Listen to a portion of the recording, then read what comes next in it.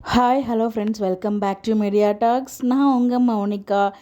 ஏன்ப்பா இப்படி போட்டு குழப்புறீங்க அப்படிங்கிற மாதிரி தான் இருக்குது. என்ன அப்படின்னு பார்த்தீங்கன்னா, நேற்றுக்கு வெண்ணிலா மாமா வந்து ஒரு வீடியோ வந்து பேசியிருந்தாங்க. பட் அந்த வீடியோ அவருக்கு ஹாப்பியான வீடியோ, பட் நமக்கு சோகமான வீடியோ.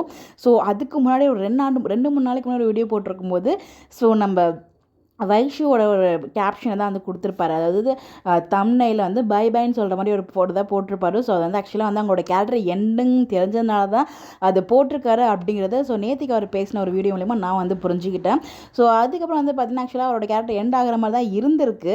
அவர் வந்து பார்த்தீங்கன்னா, ஷூட்டிங் போயிட்டுருக்கேன், எனக்கு வந்து பார்த்தீங்கன்னா முக்கியமான ஒரு சீன் இருக்குது, அதாவது ஷார்ட் சொல்கிறதுக்காக தான் கூப்பிட்டுருக்காங்க, அது போலீஸ் ஸ்டேஷனா இல்லை கோர்ட்டானு எனக்கு தெரியல அப்படிங்கிற மாதிரி தான் சொல்லி தான் போனார். அன்றைக்கி தான் கோர்ட் சீனுமே எடுத்துச்சு. ஸோ கோர்ட்டில் வந்து அவர் கண்டிப்பாக ஆஜராகிருக்காரு அப்படிங்கிறது நான் வந்து அன்னைக்கு அப்டேட் வந்து கொடுத்துருந்தேன். பட் ஆனால் நேற்றுக்கு அவர் பேசின வீடியோவில் பார்க்கும்போது, ஸோ அவருக்கு வந்து நேற்றுக்கு அன்றைக்கி ஷூட்டிங்கே இல்லையாங்க.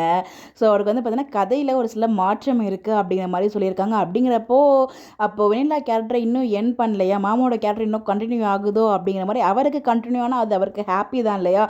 ஸோ லாஸ்ட் ப்ரீவியஸ் வீடியோ வந்து பார்த்தீங்கன்னா சேடாக தான் இருந்திருப்பார், பிகாஸ் அவரோட கேரக்டர் வந்து எண்ட் ஆக போகுது அப்படின்னு சொல்லிட்டு.